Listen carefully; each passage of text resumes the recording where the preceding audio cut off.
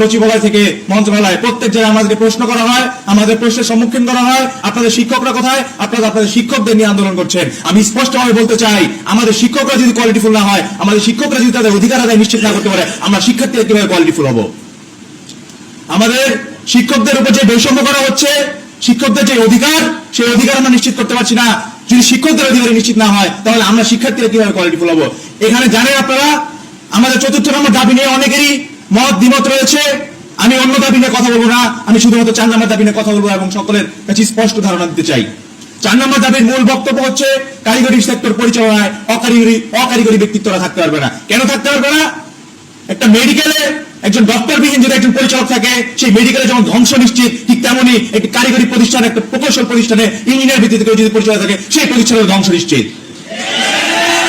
আমরা নন টেকের বিরুদ্ধে নয়, আমরা নন টেকের প্রমোশনের বিরুদ্ধে নয়, আমরা নন টেকের পরিচালনার বিরুদ্ধে।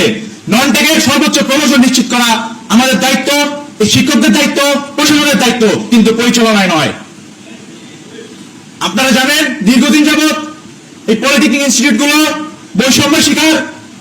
প্রত্যেকটা পলিটেকনিক ইনস্টিটিউট, প্রত্যেকটা কেএসসি, প্রত্যেকটা মনোটেকনিক ইনস্টিটিউটে আমাদের শিক্ষক, আমাদের শিক্ষার্থীদের সাথে বৈষম্য করা হচ্ছে দিনের পর দিন। নতুন নতুন উন্নয়নের নামে প্রকল্প হচ্ছে, হাজার হাজার কোটি টাকা আত্মসাৎ করে গিয়েছে পূর্বের ফ্যাসিস্ট সরকার।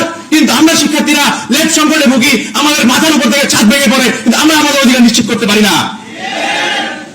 আমরা চাই পলিটেকনিকের বৈষম্য যতদিন না দূর হবে, শুধুমাত্র ছাত্র নয়, শিক্ষক সকলের বৈষম্য যতদিন না দূর হবে, আমাদের আন্দোলন চলমান থাকবে। আপনারা জানেন, বর্তমানে প্রতিষ্ঠিত যে কয়টি ইঞ্জিনিয়ারিং কলেজ রয়েছে, সেই ইঞ্জিনিয়ারিং কলেজগুলো আমাদের জন্য বরাদ্দ থাকা সত্ত্বেও সেখানে জেনারেল থেকে শিক্ষার্থীরা পড়াশোনা করছে। তারা সেখানে তাদের উচ্চশিক্ষার জন্য বাংলাদেশের প্রত্যেকটি বিশ্ববিদ্যালয় উন্মুক্ত থাকার পরেও তাদেরকে সেই চাকরি হয়েছে। ফরিদপুর ইঞ্জিনিয়ারিং কলেজে আমাদের ঢোকার কথা ছিল, সেখানে আমাদের ঢোকার সুযোগ দেওয়া হয় নাই। দেশের উন্নয়নে কাজ করে থাকি, মাঠ পর্যায়ে কাজ করে থাকি, আমরা কি বেশি আশা করে ডিপ্লোমা প্রকৌশলে? আমাদের অধিকার আমাদের নিশ্চিত করতেই হবে। শুধুমাত্র ছাত্র নয়, শিক্ষকদের আমরা সর্বাত্মক পাশে চাই। প্রত্যেকটা মুহূর্তে, এই মুহূর্ত থেকে আমরা এই সেমিনার রুম থেকে বের হওয়ার পর থেকে আমরা চাই প্রত্যেকটা শিক্ষক, প্রত্যেকটা পেশাজীবী সংগঠন আমাদের পাশে দাঁড়াবে ইনশাআল্লাহ।